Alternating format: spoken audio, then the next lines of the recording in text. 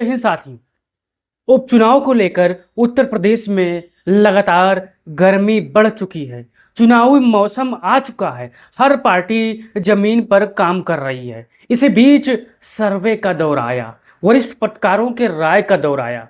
वरिष्ठ पत्रकार क्या कह रहे हैं कि कौन सी पार्टी उत्तर प्रदेश में 8 सीट जीतेगी, कौन सी पार्टी उत्तर प्रदेश में 3 सीट जीतेगी, कौन सी पार्टी उत्तर प्रदेश के उपचुनाव में शून्य पर रहेगी। साथियों, आज जानेंगे वरिष्ठ पत्रकार रवीश कुमार की उत्तर प्रदेश के होने वाले विधानसभा उपचुनाव की 10 सीटों पर क्या है राय। साथियों, रवीश कुमार तो वैसे कोई सर्वे जारी नहीं करते, लेकिन उनसे मिलता जुलता आंकड़ा उनका युग है, उनका ही आंकड़ा लगातार सोशल मीडिया पर तैर रहा है।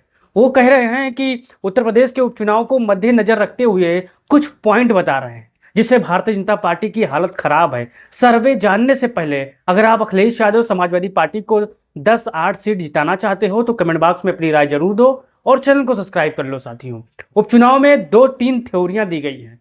आपने भारतीय जनता पार्टी की तरफ देखा होगा कि बाबा जो मुख्यमंत्री हैं वो लगातार हताश हैं और निराश हैं। क्यों निराश हैं? क्योंकि उनके जो बयान हैं वो हिंदू मुसलमान के खिलाफ हैं। साथियों, वो मंच पर खड़े होकर कहते हैं बटोगे तो कटोगे। आपने उनका भाषण सुना होगा। उसका मतलब यही है कि उपचुनाव में हिंदू मुसलमान वो कराना चाहते हैं।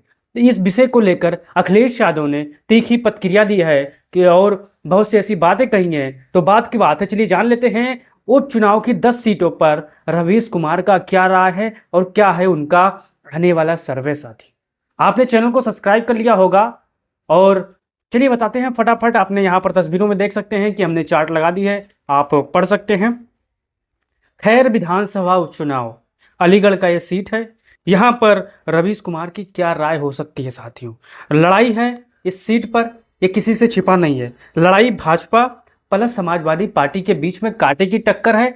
बसपा यहाँ पर तीसरे स्थान पर है और इस लड़ाई में सबसे आगे है भारतीय जनता पार्टी। कुछ ही प्रतिशत यहाँ पर आगे है। दूसरे नंबर पर है समाजवादी पार्टी, तीसरे नंबर पर है बहुजन समाज पार्टी। साथियों, यानी खैर की सीट लड़ाई वाली सीट है जिसमें भारतीय जनता पार्टी को एज है। साथियों, यहाँ पर बहुत ही कम मार्जिन से समाजवादी पार्टी पीछे है। आप यहाँ पर चार्ट में देख सकते हैं। साथियों, फिर मझवा की सीट पर चलते हैं। लड़ाई मझवा की सीट पर भी है।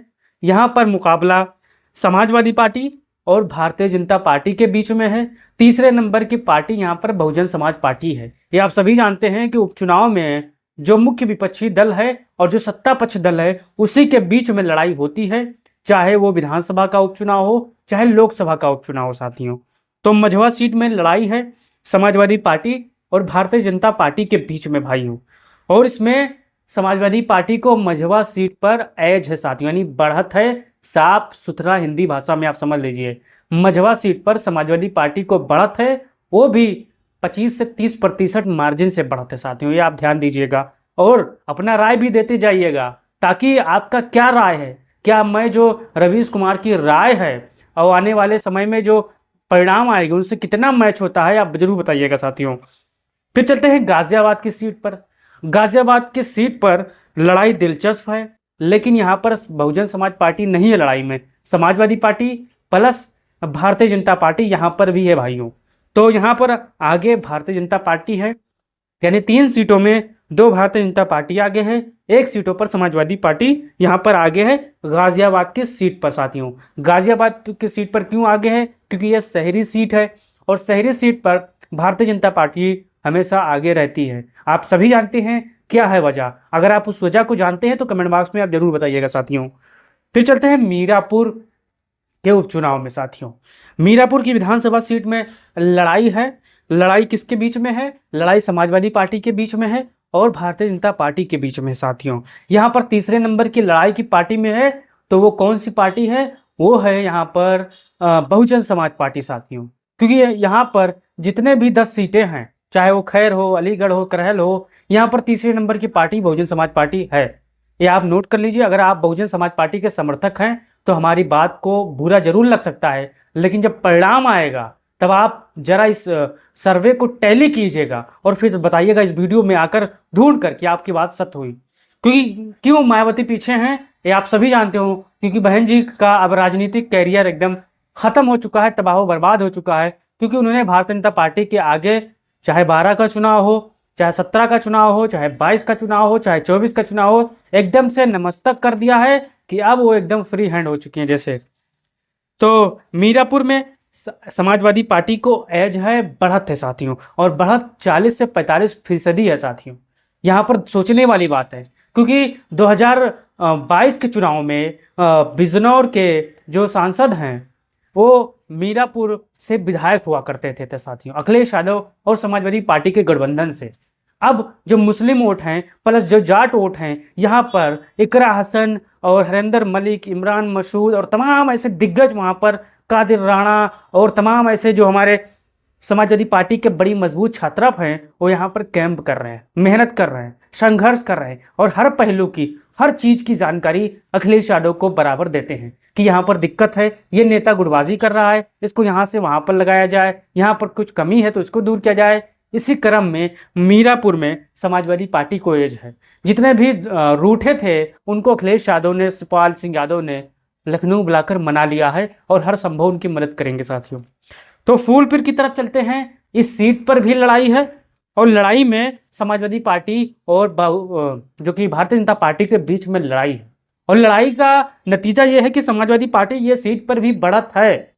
ये आप मान के चलिए, अगर आप भाजपा के होंगे तो आपको ये बात बुरी लगेगी, लेकिन जो हकीकत है मैं आपको ही बता रहा हूँ। आप ग्राउंड पर खड़े होइए, ज़मीन पर खड़े होइए और जाइए वहाँ के लोगों से सवाल करिए। सवाल इतना करना है कि आटा का भाव कितना है, बच्चों को नौकरी मिल रही है कि नहीं मिल रही है। अगर आप गोदी मीडिया के टीवी पर देखेंगे तो वहाँ पर हरियाली है, वहाँ पर सबको 10-10, 15-15 लाख मिल रहे महीना, सब एकदम से फॉर्च्यूनर और लैंड क्रूजर, लैंड रोवर में घूम रहे हैं। लेकिन जब ज़मीन पर आएंगे तो हमारे नौजवानों के पास नौकरी नहीं है, टैक्सी में बैठने के पैसे नहीं है साथियों। बेचारा परेशान है, त्रहिमाम त्रहिमाम कर रहा है, सवाल कर रहा है सरकार से कि भर्ती दो, और जब भर्ती आती है तो पेपर लीक हो जाता है। आप सभी जानते हैं साथियों, उत्तर प्रदेश का 10 सालों का यही इतिहास है साथियों। मोदी साहब के 10 साल का और योगी जी के 10 साल का यही इतिहास है। तो फूलपुर में लड़ाई है समाजवादी पार्टी और भाजपा के बीच में। आगे है समाजवादी पार्टी, यहाँ पर फूलपुर में एज है। अब क्यों एज है मैं आपको बताता चलूँ, क्योंकि इस सीट पर लोकसभा चुनाव में समाजवादी पार्टी बड़ी दमदारी से चुनाव मजबूती के साथ लड़ी थी, लेकिन नतीजा 4000 से वो पीछे रह गई। अब क्यों पीछे रह गई, ये समाजवादी पार्टी का जो यूनिट है, जिला यूनिट है, वो अखिलेश यादव को बता चुका है कि ये उस वजह से यहाँ पर हम पीछे रह गए। 2022 के विधानसभा चुनाव में भी इस सीट पर 1600-1800 वोटों से समाजवादी पार्टी मोहम्मद मुस्तफ़ा जी चुनाव हार गए थे। क्यों हार गए थे, यहाँ पर गुटबाजी हो गई थी, या हो सकता है बेईमानी भी हो गई हो।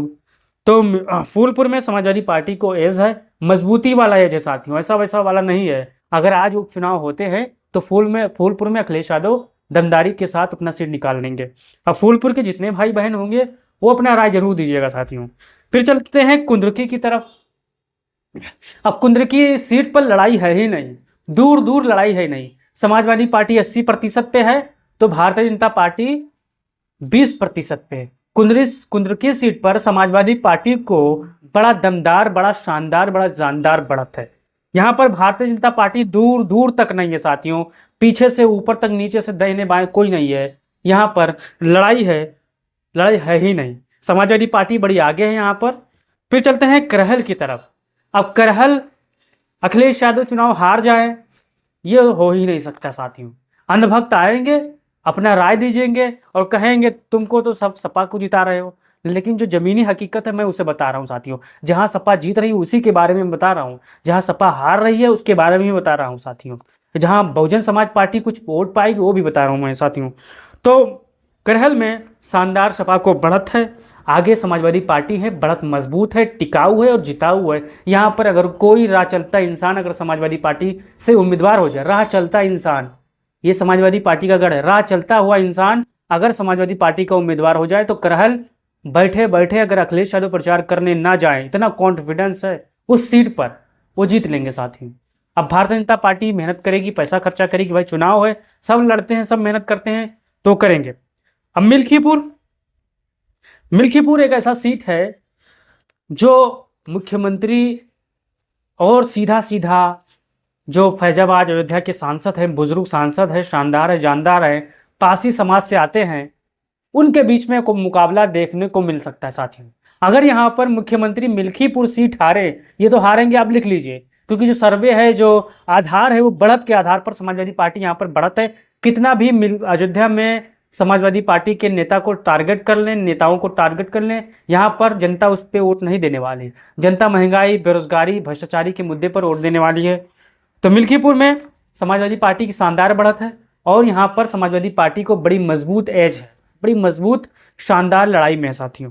तो मिल्कीपुर 100% समाजवादी पार्टी जीतेगी। और शीशामऊ की बात करते हैं साथी। शीशामऊ कानपुर का वो सीट है जो सदियों तक, लगातार 15 से 20 सालों तक भारतीय जनता पार्टी जीतने के लिए एड़ी से चोटी तक जोर लगा रही थी, लेकिन वो जोर में नाकामयाब होती गई। जनता ने उनको नकार दिया, लानत भरी अल्फाजों से भारतीय जनता पार्टी को वहां पर नकार दिया है कि तुमको मैं शीशामऊ सीट नहीं दूंगा। अब भारतीय जनता पार्टी ने फर्जी केस बनाकर सजा करवाई समाजवादी पार्टी के कई बार लगातार विधायक रहे इरफान सोलंकी को, जेल में डाला, सजा सुना दी, सदस्यता रद्द हो गई। अब यहाँ पर उपचुनाव होंगे। खैर, यहाँ पर उपचुनाव भी समाजवादी पार्टी के पक्ष में है, कितना भी ये जोर लगा लें, क्योंकि समाजवादी पार्टी का कार्यकर्ता बूथ पर है और बूथ यहाँ पर सबसे मजबूत है सपा का साथियों। तो शीशामऊ सीट भी समाजवादी पार्टी के खाते में जा रही है और किसी से कोई चीज़ छिपी नहीं है साथियों। आज इंटरनेट का जमाना है, आप यहाँ पर गोदी भक्त, गोदी मीडिया के पत्रकारों की जुबान में भी सुन सकते हैं कि समाजवादी पार्टी उपचुनाव में बड़ी मजबूती के साथ चुनाव लड़ेगी और उसको 7 से 8 सीटों पर बढ़त है। ये मैं कोई तारीफ नहीं कर रहा हूँ समाजवादी पार्टी की, उन गोदी मीडिया के लोग भी ये कह रहे हैं कि भारतीय जनता पार्टी उपचुनाव में चुनाव हार जाएगी साथियों। 2 से 3 सीट जीत सकती है भारतीय जनता पार्टी, बाकी हर सीट पर समाजवादी पार्टी का कब्जा होगा, दबदबा होगा साथियों। फिर चलते हैं कटेहरी की तरफ। लालजी वर्मा का प्रतिष्ठा लगा हुआ है इस सीट पर, अखिलेश यादव की मेहनत लगी हुई है और तमाम उन कार्यकर्ताओं का मेहनत लगा हुआ है जो 2024 के चुनाव में लालजी वर्मा को अंबेडकर नगर लोकसभा से सांसद बनाया। अब आप मेहनत करने वाले कार्यकर्ता होंगे तो आप जान गए होंगे कि कटेहरी में क्या माहौल है। कटेहरी में वही माहौल है जो समाजवादी पार्टी के पक्ष में माहौल है। कटेहरी में लालजी वर्मा लगातार मेहनत कर रहे हैं। अब कौन होगा प्रत्याशी, अखिलेश यादव तय करेंगे, लेकिन कटेहरी में शानदार तरीके से मेहनत जारी है और इस सीट पर भी समाजवादी पार्टी को शानदार, जानदार, मजबूत बढ़त है। यहाँ पर भारतीय जनता पार्टी लड़ाई में नहीं है, लड़ाई में अगर है तो दूसरे नंबर पर है और तीसरे नंबर पर बहुजन समाज पार्टी है साथियों। अब इस उपचुनाव में बीएसपी का क्या रोल है? उपचुनाव में बीएसपी का यही रोल है, वोट कटवा के रूप में रोल है साथियों। अगर बीएसपी अखिलेश यादव के साथ आ जाए और यहाँ पर गठबंधन कर ले तो अखिलेश यादव यहाँ पर उनको 1 से 2-3 सीटें पर भी लड़ा सकते हैं चुनाव। जैसा कि आप जानते हैं इस 10 सीटों पर कांग्रेस भी लड़ेगी। अब कांग्रेस किन किन सीटों पर लड़ेगी?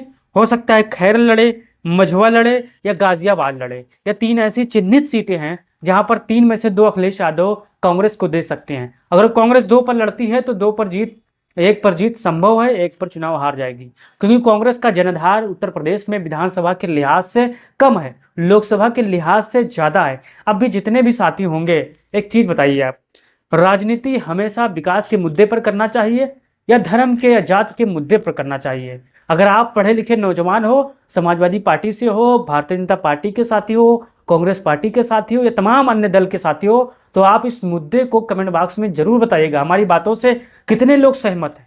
जितने लोग सहमत हुए इस वीडियो को अपने व्हाट्सएप पर भेजिए, अपने फेसबुक के साथियों को शेयर करिए और अपना राय देते जाइए, ताकि आपका राय हम लोग देखते हैं और फिर पता चलता है कि आपकी राय हमारी वीडियो से मैच करती है या नहीं करती है साथियों।